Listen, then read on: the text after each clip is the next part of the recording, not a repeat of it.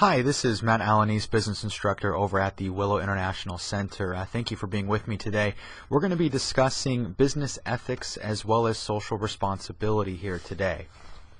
Now, as you know, business ethics plays a significant role in terms of what goes on in business. We've seen a lot of news as of late with regards to companies and managers of those particular companies that have behaved in a less than ethical manner. We've all seen what happened with Enron and Tyco, and just recently some of the financial issues surrounding Bernie Madoff and some of the things that he did with his Ponzi scheme. So this issue of ethics is very prevalent, and we've seen almost more of a resurgence towards the idea of ethics, just because we've seen some people falter in this particular area. So over the course of this lecture, we're going to introduce you to the concept of ethics. Although everyone has a particular code of ethics, a lot of times it's difficult to articulate. A lot of times it's difficult to assess particular problems. And although our ethical framework is something that's instilled in us as we grow up, we do have some potential to control the outcome, so to speak. So hopefully we can give you some tools to analyze some of the situations that you're going to encounter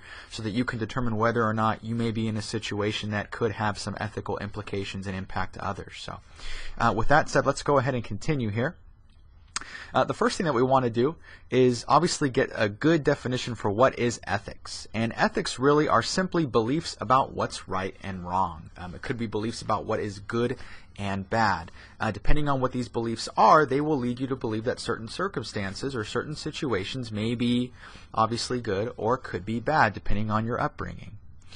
Ethical behavior, obviously then, would be beliefs that are right and wrong, but obviously conforming to your individual beliefs. So if you think that something is okay, then that would classify as ethical behavior. And one thing I will mention is that it's based upon your individual beliefs, meaning that everyone has room for disagreement, right? Some people consider some actions to be completely ethical and okay, while others do have a problem with that same particular action. So one thing to be aware of is that someone's definition or someone's view of what is considered to be ethical can vary from person to person.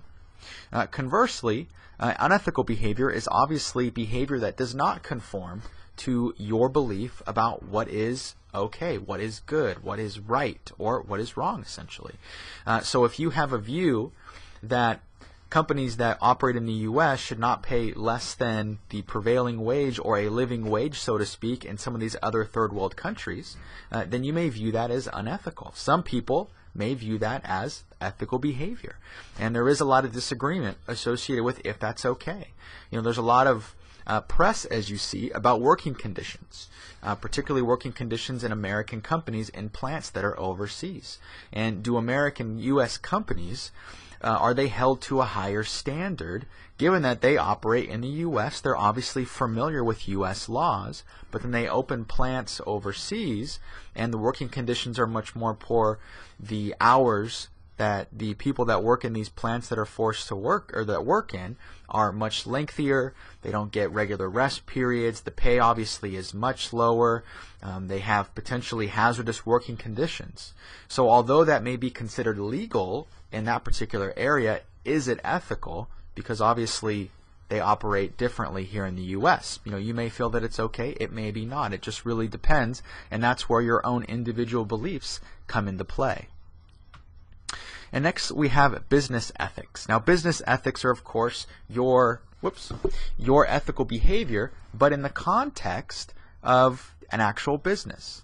So as we'll see, your opinion about what is right and wrong has a significant effect on the behavior of an actual company. I don't know why it's not letting me show this particular slide here. But anyways, with regards to business ethics, obviously it's our ethical and unethical behavior in a sense in the workplace. So the same ethical framework that we have individually is typically what we actually take to work with us, which is a lot of times the interesting thing is companies do a lot of training and a lot of teaching about what is good ethics, but for the most part it really is instilled early on.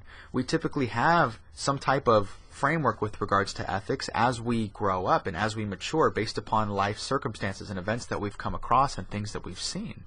But businesses do, obviously it's not an excuse for them not to emphasize ethics, of course, but to some extent, you can't really instill in someone a strong ethical framework. You can show them what is ethical versus unethical behavior, but a lot of this is instilled in us early on.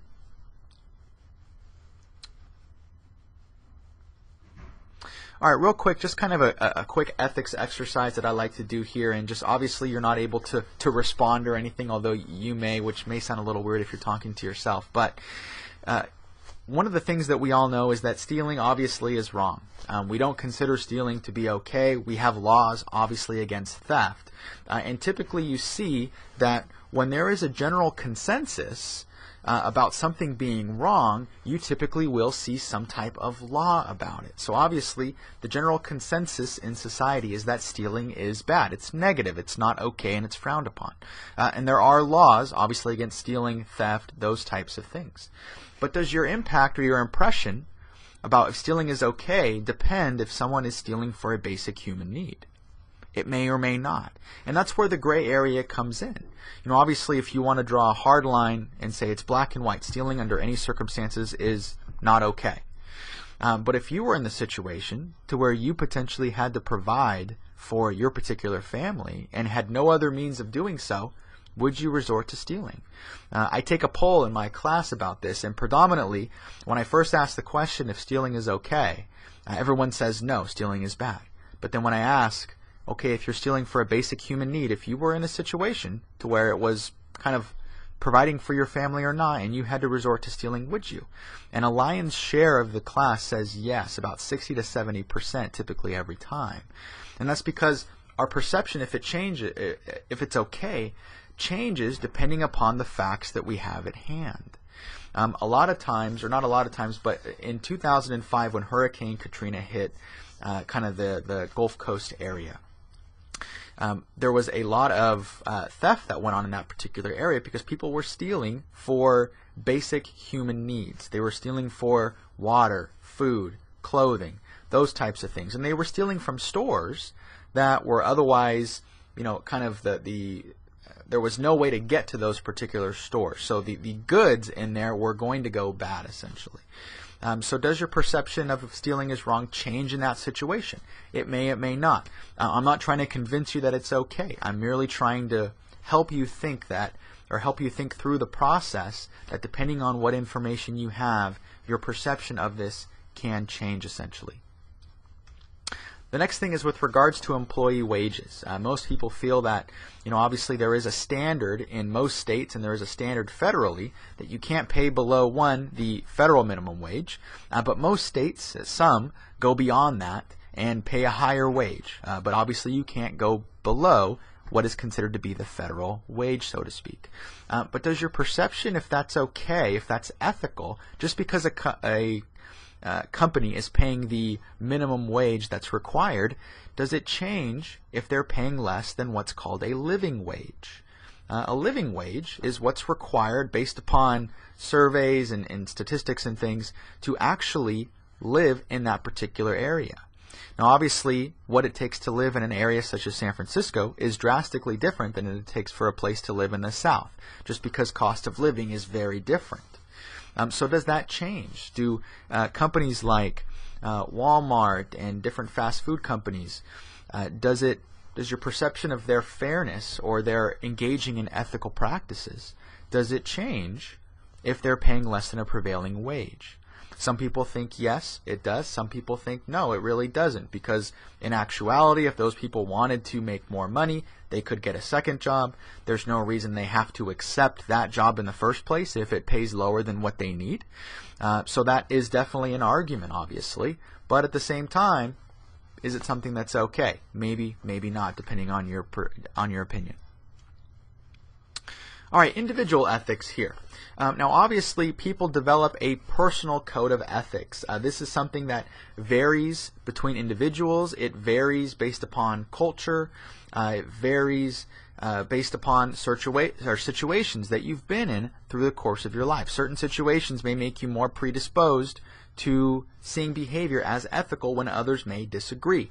If you grew up in an environment in your childhood that your parents engaged in unethical behavior, whether it was maybe forging a couple numbers on the tax return, or stealing in the grocery store, or lying, or doing other sorts of things that maybe most people consider to be unethical, you may believe that that is okay because you grew up around it, right? That was considered to be normal. So why wouldn't you think that's okay, obviously? The next thing is influence from our peers. Now, obviously, we all have peer groups, people that we interact with regularly and that we consider to be friends, colleagues, or whomever. And depending upon the group's kind of mentality on what is considered okay in certain situations, people tend to adopt that same way of thinking, right? You would tend to socialize with people that think like you. And also, obviously, we have a need to be liked, wanted, accepted. And we may adopts a certain frame of reference, a certain frame or code of ethics that is consistent with what our peers believe as well, and that may be okay, that may be not. You ever wonder that, when you're in a group with your friends, your behavior sometimes changes. You take on maybe a different persona, so to speak, when you're around certain people, and that's because the influence of peers is very prevalent and it's very significant. Experiences in adulthood, obviously, this can have a dramatic impact on what your personal code of ethics can be. If you survived an event such as Hurricane Katrina, you may have a different view on what is considered to be acceptable behavior. Now, obviously, if you're presented with a life or death situation, your mentality changes at that point. You kind of switch into survival mode. So that can have an effect on your personal code of ethics as well. And lastly, your individual morals and values. Those are extremely important as well, depending upon your upbringing. Certain people have maybe religious backgrounds that obviously kind of has its own sort of code of ethics, so to speak, and what is acceptable and what is not. So depending upon that, you also will be more inclined to develop a certain code of ethics as well. All right, now managerial ethics. Managerial ethics is essentially beliefs about, once again, what is right or wrong, but for managers. And it guides managers over the course of their workday. Depending upon what a manager's own personal code of ethics are, it will affect how they react on the job to employees, suppliers, supervisors, all these different types of things. With regards to employees, obviously a manager's code of ethics will affect their behavior towards employees. What are their hiring and firing practices? Is it okay to discriminate? Do they find it acceptable to? If they find, or if a manager is somehow given information that leads him to believe that a particular employee is in a hard financial situation and will essentially take the first offer, if they're inclined to lowball that offer, so to speak, is that ethical? Maybe, maybe not, right? Obviously, discrimination in hiring practices, discrimination in promotion practices. If you're promoting not based upon merit, based upon performance, but based upon someone that maybe is a friend of yours or someone that you're trying to groom for another position, is that considered to be ethical? Maybe, maybe not. Okay. Same thing with working conditions. Obviously, employees have, there are certain laws that regulate, obviously, the condition that employees work in. OSHA, the Occupational Safety and Health Administration, does have laws, and they do conduct periodic audits of different businesses to make sure that they are in line with that. But obviously, there's a bare minimum, right? Is there a standard that employees should hold themselves to that maybe is higher than that particular minimum? Managers' ethics also affect how they react or their behavior towards the organization.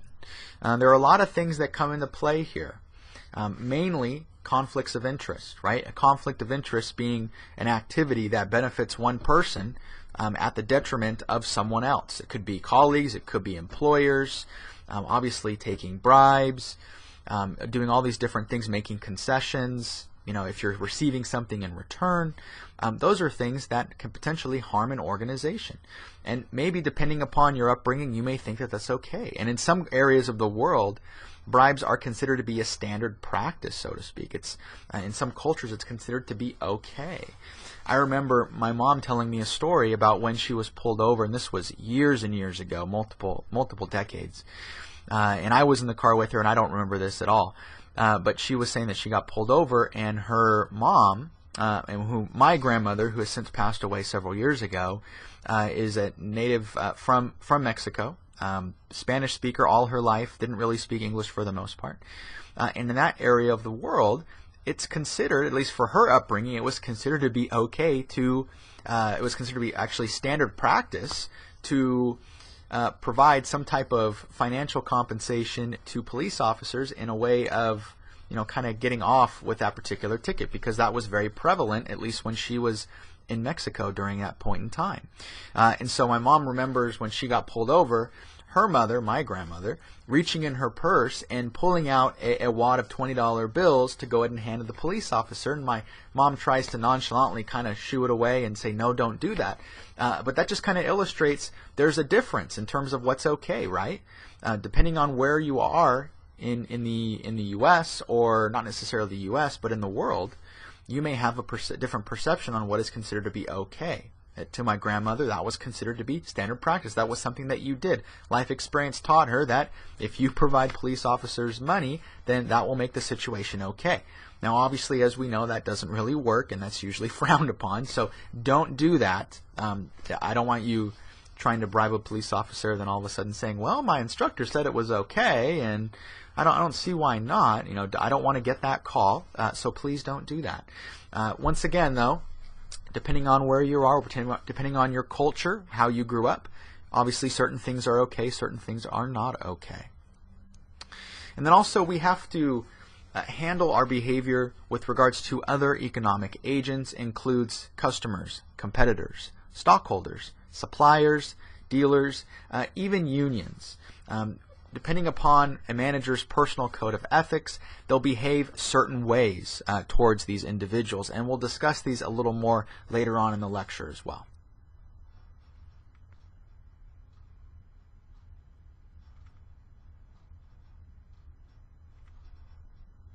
So if you're presented with a situation and you're not quite sure how to assess it, something doesn't sit right with you, how do you assess it for its ethical value, so to speak? How do you determine whether or not something is okay, a particular situation? Hopefully we can give you a little bit of information here to help you assess whether or not you feel a particular situation, or whether or not a situation is maybe at one end of the ethical spectrum, so to speak. So the first thing that you need to do is gather the relevant facts. This is very important. Any information is going to be important to help you judge whether or not a situation is ethical. Notice that most likely when we went over the exercise about stealing, that initially your perception of stealing may have been very much line in the sand. Stealing is wrong, stealing is unethical. But as I begin to give you more information, your perception may have changed a little bit. The life or death situation could have definitely changed your perception if stealing was ethical or not. So it's important to gather all of the relevant facts before making or jumping to a quick conclusion, so to speak. The next thing is analyzing those particular facts. This is very, very important. Once you've gathered all the relevant information, not make a decision, but kind of weigh the merit of each particular item there. You have to analyze them. It's important that you take your own personal code of ethics and then assess them against what the facts are. One will not necessarily have the same merit as the other, so to speak. And then lastly, you want to make an ethical judgment. Ethical judgment is extremely important. You have to make the decision and ultimately follow through with it, whatever it may be. Now, with regards to gathering relevant information, there's a series of questions that you can essentially ask yourself that will help you determine whether or not a situation is ethical, or at least help you point you in the direction of getting to a better conclusion if that is ethical or not. The first is with regards to what's called utility. Utility asks the basic question, does it benefit everyone equally? If a particular situation benefits one person at the expense of others, then it wouldn't be considered to be ethical, so to speak. I'll give you a great example. There was a news article in the Fresno Bee within several weeks ago, I can imagine, that was talking about the high-speed rail. And I forget the gentleman's name, but the head of the High-Speed Rail Authority, I think is the agency it's called, actually purchased property within a certain distance from where the Fresno high-speed rail station would be located downtown. So most of you might think, well, that doesn't seem like it would be a big deal for me.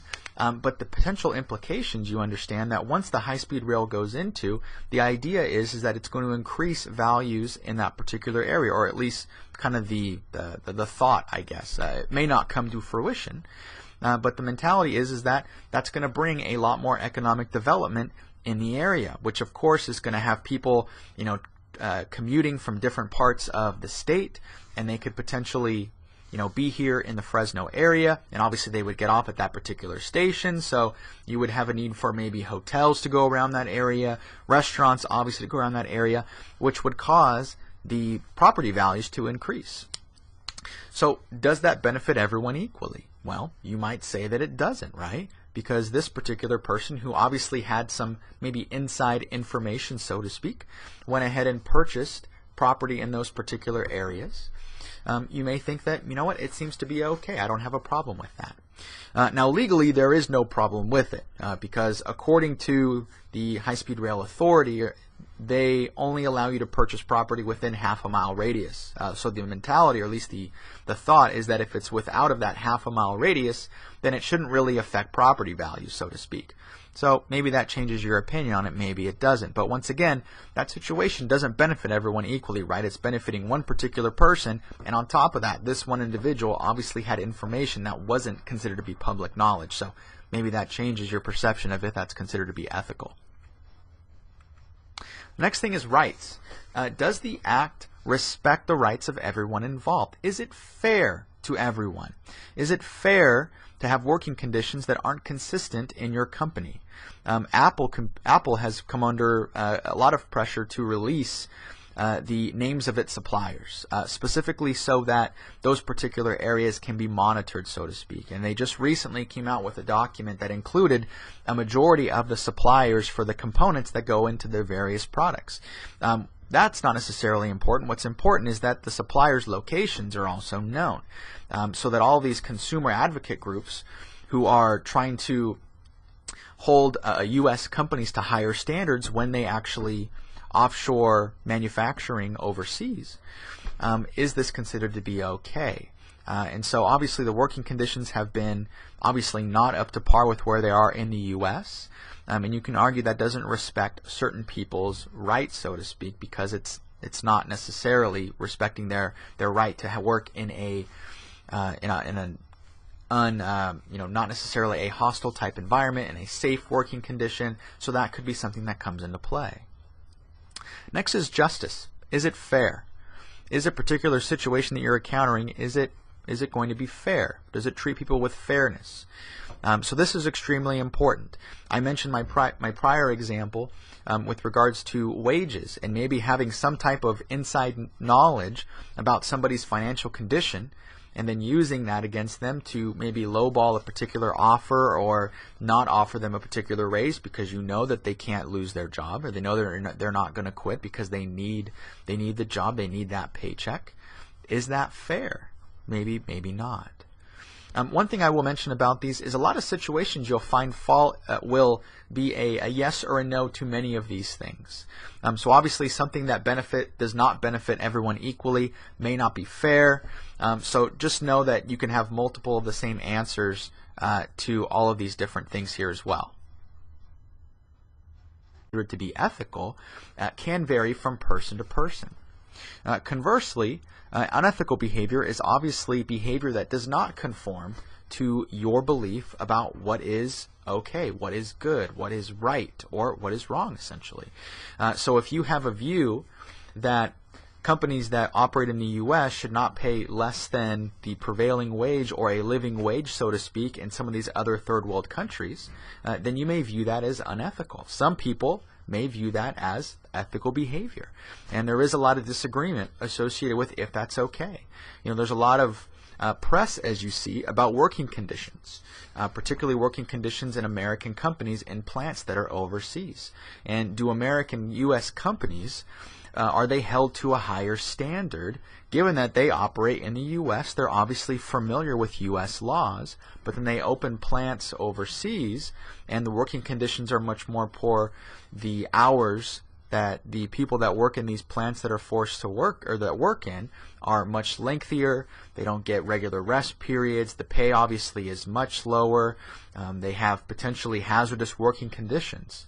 So although that may be considered legal in that particular area, is it ethical? Because obviously they operate differently here in the U.S. You may feel that it's okay, it may be not. It just really depends, and that's where your own individual beliefs come into play. And next we have business ethics. Now business ethics are of course your beliefs about what's right and wrong. It could be beliefs about what is good and bad. Depending on what these beliefs are, they will lead you to believe that certain circumstances or certain situations may be obviously good or could be bad depending on your upbringing.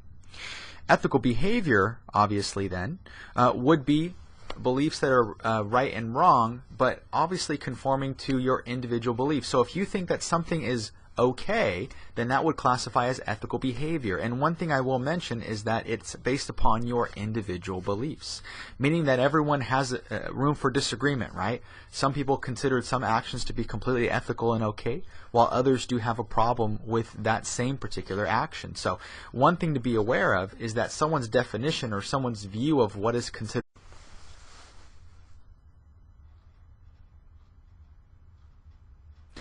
Hi, this is Matt Alaniz, business instructor over at the Willow International Center. Thank you for being with me today. We're going to be discussing business ethics as well as social responsibility here today.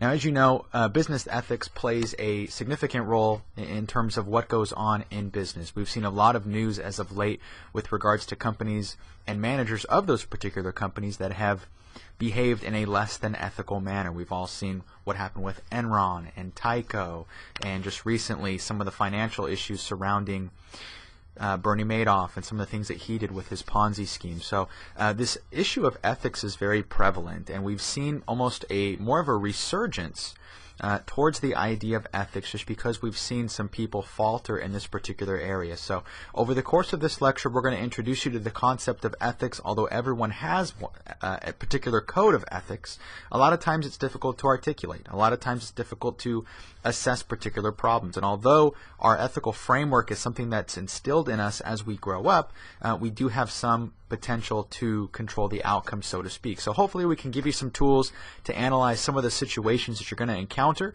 so that you can determine whether or not you may be in a situation that could have some ethical implications and impact to others. So with that said, let's go ahead and continue here. The first thing that we want to do is obviously get a good definition for what is ethics. And ethics really are simply beliefs